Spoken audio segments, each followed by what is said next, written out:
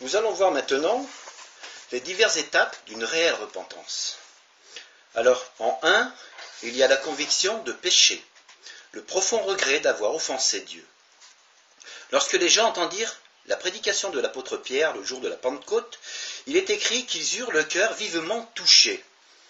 La repentance est un sentiment qui se produit dans notre cœur à la révélation de la prédication de l'Évangile. La première chose que le Saint-Esprit opère dans le cœur, c'est de nous convaincre de péché. Il y a des gens qui n'ont pas conscience de leur situation de pécheur, ni de la gravité de cette situation. Dieu dit que le salaire, la conséquence du péché, c'est la mort.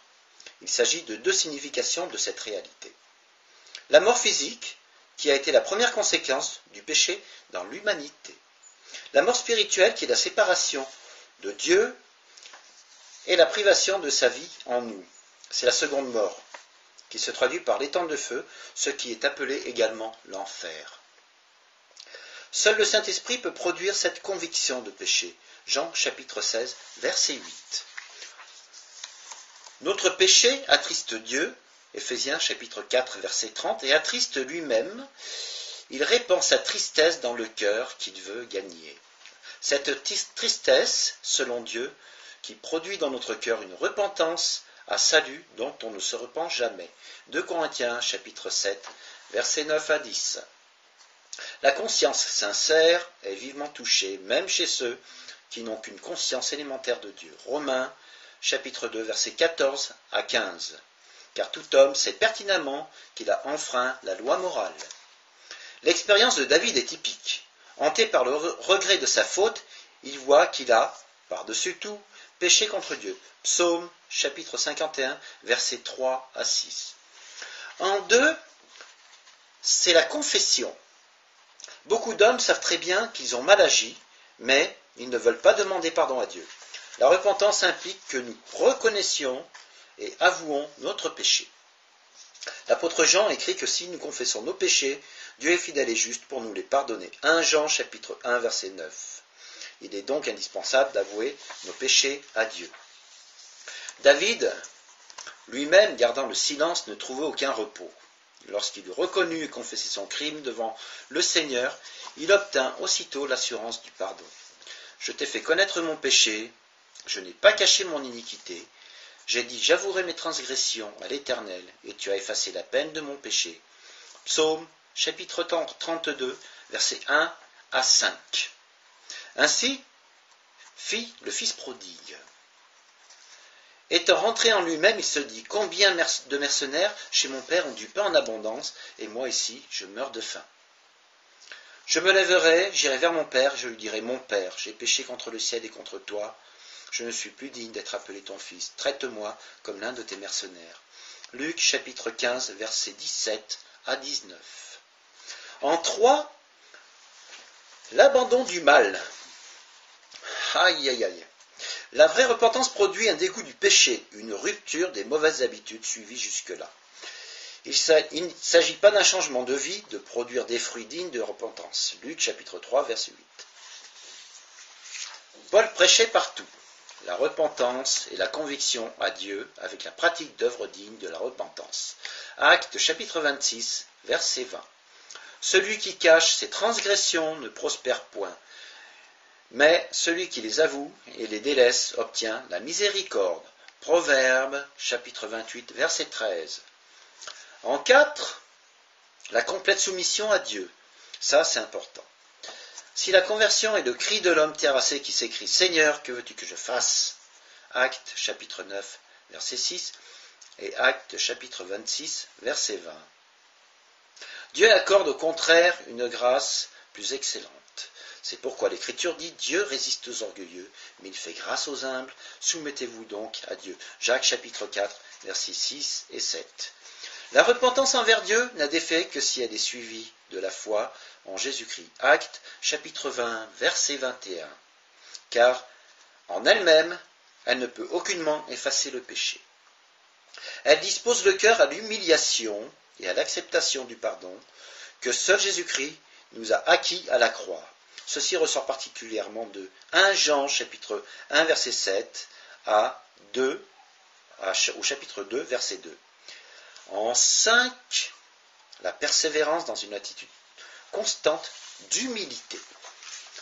Tant que nous serons ici-bas, nous aurons des progrès à faire, des victoires à remporter. 1 Jean chapitre 3, versets 2 à 3. Nous ne sommes pas obligés de pécher, mais la possibilité en est toujours présente.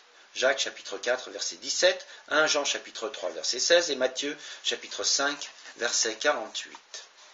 Un chrétien auquel sa conscience ne parle plus est dans un état terriblement dangereux. Apocalypse chapitre 3, verset 17. L'apôtre Jean écrit à des enfants de Dieu. Si nous disons que nous n'avons pas péché, nous nous séduisons nous-mêmes et la vérité n'est point en nous. Si nous confessons nos péchés, il est fidèle et juste pour nous les pardonner et pour nous purifier de toute iniquité. Si nous disons que nous n'avons pas péché, nous le faisons menteur et sa parole n'est point en nous. 1 Jean chapitre 1, verset 8 et verset 10. Paul nous avertit que nous pouvons toujours attrister l'Esprit de Dieu qui est en nous. Éphésiens chapitre 4, verset 30. Que doit donc faire le croyant convaincu d'une faute dans sa vie quotidienne? Ne pas se contenter d'un grand acte de repentance lors de la conversion, mais persévérer chaque jour dans une attitude d'humilité, confesser aussitôt tout péché reconnu et saisir la purification que lui offre le sang de Christ, répandu au calvaire. Il connaîtra la marche dans la lumière, dont parle l'apôtre Jean. Mais si nous marchons dans la lumière, comme il est lui-même dans la lumière, nous sommes mutuellement en communion, et le sang de Jésus, son Fils, nous purifie de tout péché. 1 Jean, chapitre 1, versets 6 à 7. Alors le Saint-Esprit le fera progresser chaque jour dans la sanctification. La vraie repentance est une grâce de Dieu. Sans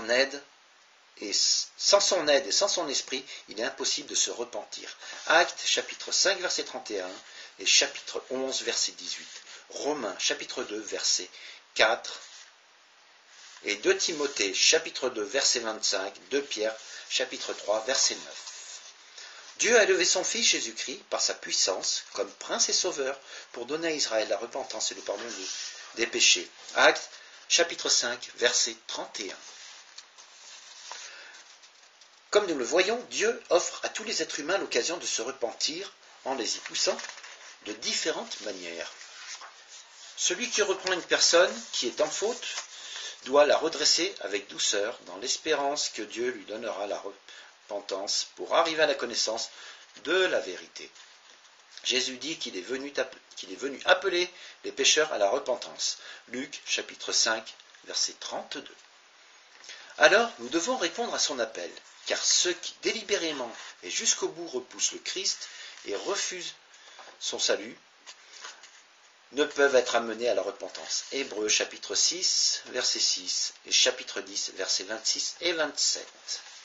Ils reconnaîtront peut-être le remords tardif, un repentir superficiel et inefficace comme celui d'Ésaü, devant les conséquences de son attitude profane. Hébreux chapitre 12 versets 16 à 17. Ou encore le repentir de Judas, qui ne le conduisit qu'au suicide. Matthieu chapitre 27 versets 3 à 5.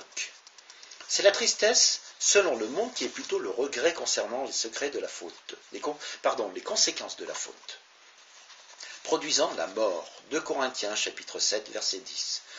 Ce sentiment n'a rien à voir avec la véritable repentance qui est la réponse réelle au problème du péché. Ne méprisons pas la grâce que Dieu nous accorde en nous donnant la possibilité de nous repentir de nos péchés. Ou méprises-tu les richesses de la bonté de sa patience et de sa longanimité, ne reconnaissant pas la bonté de Dieu te pousse à la repentance. Romains chapitre 2 verset 4. L'appel que Dieu adresse au monde comme à l'Église est toujours « Repens-toi, repentez-vous ». Actes chapitre 17 verset 30, Apocalypse chapitre 2 verset 5, etc., etc. Il nous donne du temps pour que nous puissions le faire. Il nous assure que la repentance détournera le châtiment, car dans sa miséricorde, il ne peut résister à qui s'écrie humblement « Sois apaisé envers moi qui suis pécheur ». Luc chapitre 18, verset 13 et verset 14. Dieu conduit ceux qui se repentent à la révélation du seul moyen du pardon et d'expiation des péchés, la croix de son Fils Jésus.